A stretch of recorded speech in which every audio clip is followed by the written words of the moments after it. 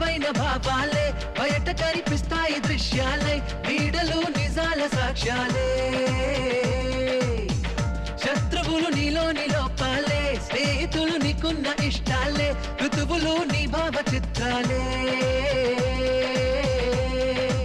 ఎదురైన మందహాసం నీలోని చెలిమి కోసం మోసం రోషం ద్వేషం నీ మకిలి మదికి భాష్యం పుటకాచా